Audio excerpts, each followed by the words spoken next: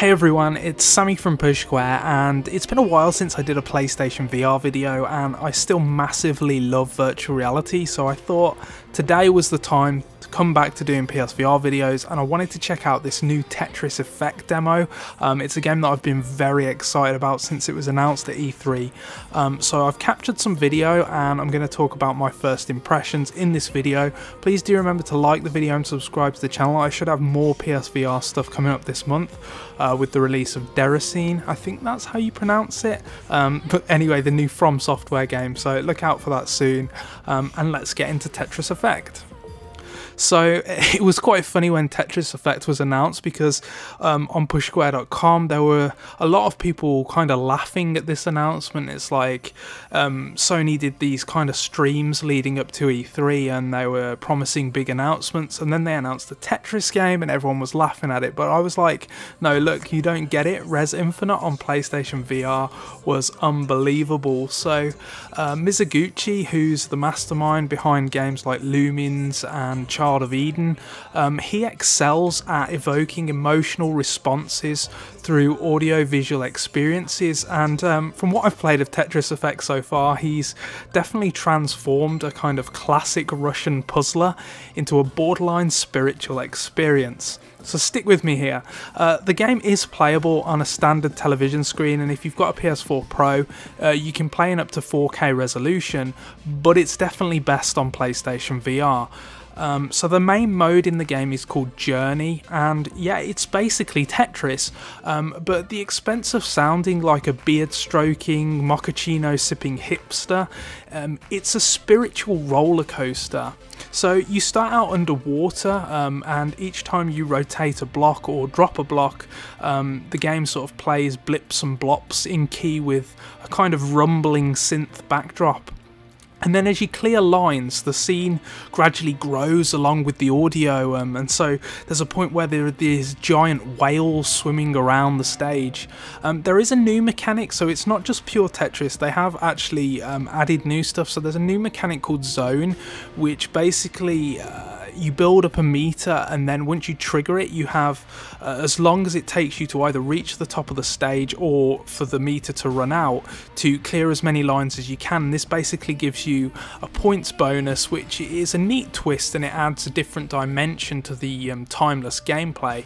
But ultimately it's the way the presentation pairs with the gameplay that takes it to a different level. So like lights strobe in time to the music, and there's glitter flicking all around you in front of your eyes, and then the audio crescendos until you're taken to the next stage and you ultimately do it all again.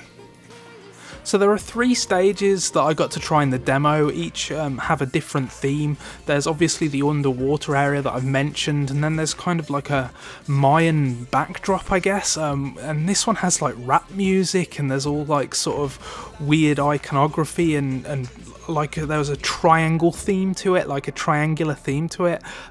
You should be able to get a better idea from what I'm talking about from the gameplay on screen.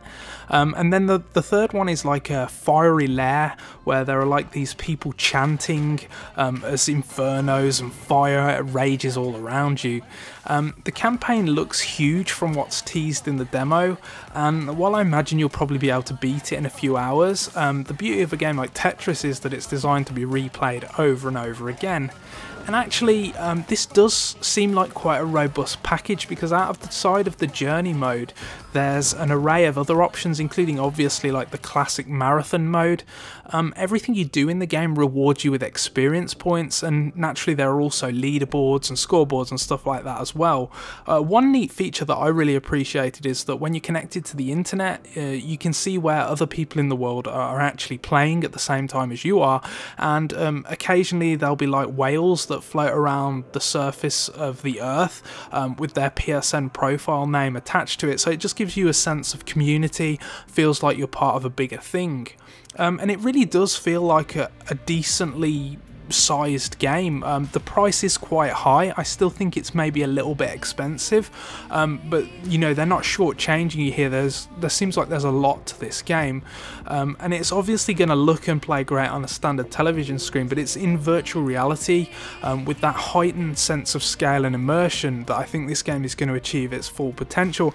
And it's a shame that there's no way of showing just how good VR is in just normal YouTube video clips, because it really is way more amazing than what you're seeing on screen at the moment, trust me for that. So yeah, it may just be Tetris, but this is Tetris with a Mizuguchi twist, and much like the excellent Res Infinite a couple of years ago, there's something almost melancholy. There's something meaningful about this game when you're playing it. It's Tetris, but it makes you feel something, and I know that sounds weird, I know that sounds kind of hipstery, but it's definitely true. You need to experience this for yourself if you can. Download the demo. If you haven't got VR, take a look at it, see what you think on your normal TV, but if you have got VR, make sure you put the headset on, because it's definitely next level stuff in virtual reality. But let me know what you think in the comments section below. Let me know if you're going to pick up Tetris Effect. Let me know whether you're going to play in VR or on your standard TV. Be sure to like the video, subscribe to the channel, and thank you so much for watching.